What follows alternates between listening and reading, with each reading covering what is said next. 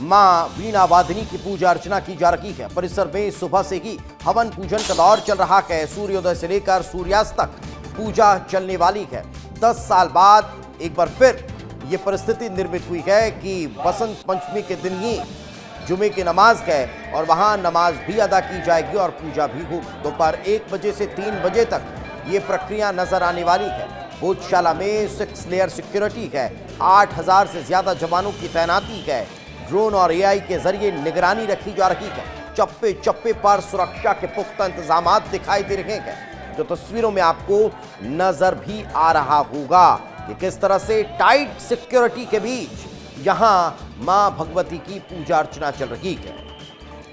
ये 3 अलग अलग तस्वीरें आपके टेलीविजन स्क्रीन पर है, जहां सुबह सूर्योदय के साथ ही मां वाग्देवी की पूजा अर्चना शुरू हुई और विशेष पूजा अर्चना वहां पर चल रही है। भव्य आरती का आयोजन अब से कुछ देर बाद होने जा रहा है।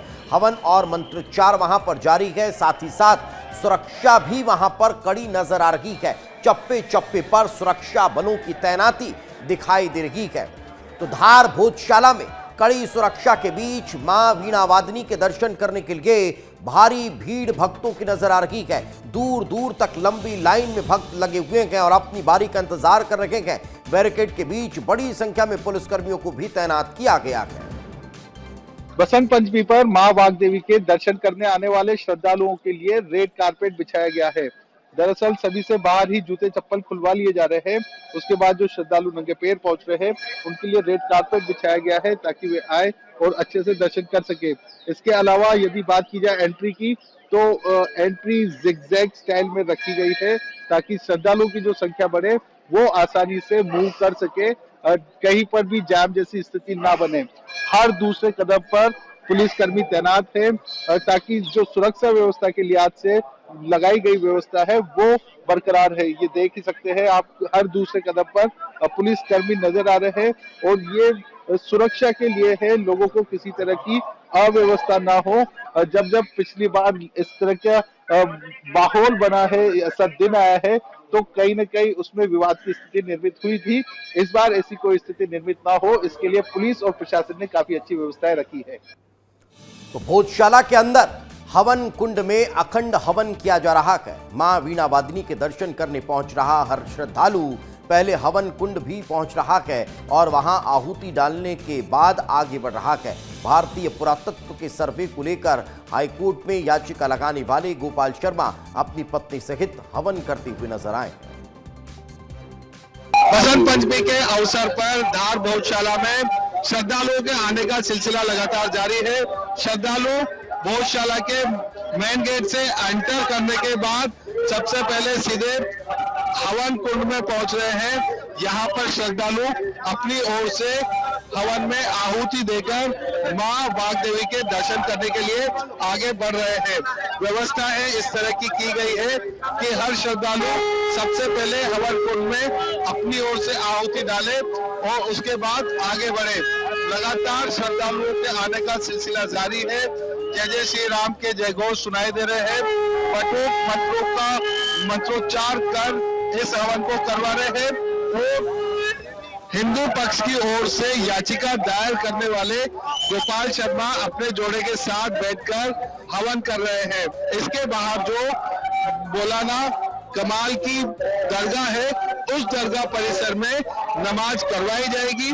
उनके आने और जाने के लिए अलग से रास्ता बनाया गया है और उस रास्ते को पूरी तरह से पर्दों से कवर भी किया गया है। लेकिन यदि बात की जाए भोजशाला के इस परिसर की, तो यह परिसर पूरी तरह से श्रद्धालुओं से भरा हुआ है। बेहद खूबसूरत तरीके से इसे सजाया भी गया है। तो फिलहाल प्रशासन ने यह नहीं बताया है कि मुस्लिम पक्ष कहां नमाज अदा करने वाला है, लेकिन संभावनाएं जताई जा रही है कि भोजशाला परिसर में घुसने वाले गेट से पहले मौलाना कमालुद्दीन की बनी हुई दरगाह पर मुस्लिम पक्ष की नमाज करवाई जा सकती है। वहां आने जाने के लिए बैरिकेड में अब अलग से गेट लगाए गए हैं, उसकी व्यवस्था की गई है।